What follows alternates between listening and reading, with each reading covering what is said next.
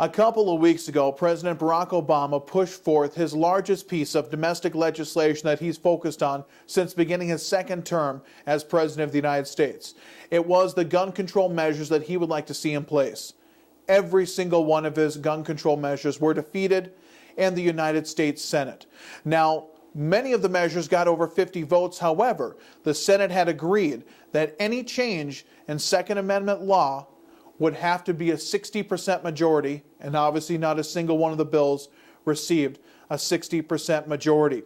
But it was the president's press conference shortly after the Senate voted. Now, the president had said before the vote that all the victims of Sandy Hook Elementary and all the victims of gun violence around the world deserve an up or down vote in the Senate. Well, they got that up and down vote, but since the president wasn't happy with the results of the up or down vote, he went on the offensive. And he went on the offensive with a statistic that seemed to have tons of backing. In fact, in a short press conference, which only lasted a few minutes immediately after the Senate made its votes, he mentioned this statistic 5 times.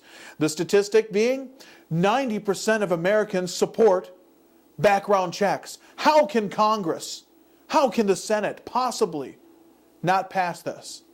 Well, let's look at these polls just for a brief moment. I pulled out randomly 4 polls that were conducted here on the whole gun rights, gun issue.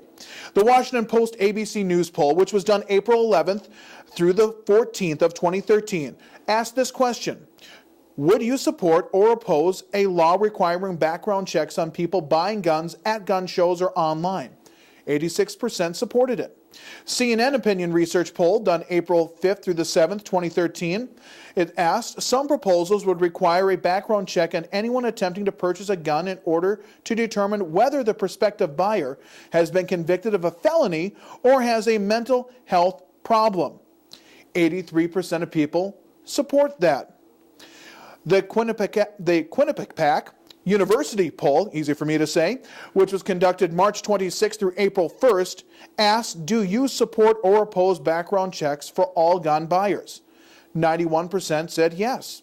And then the CBS News poll, conducted March 20th through the 24th, said, would you favor or oppose background checks on all potential gun buyers?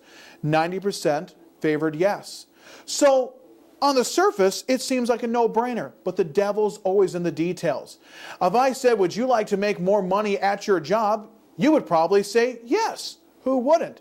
And then if I told you the way you have to make more money is actually you got to clean out the sewer lines underneath the building, would you still say yes? Some would, but some wouldn't. The devil's always in the details. And what happened is these senators realized that this legislation being pushed forward would make it so you couldn't give a gun to your son without having a background check.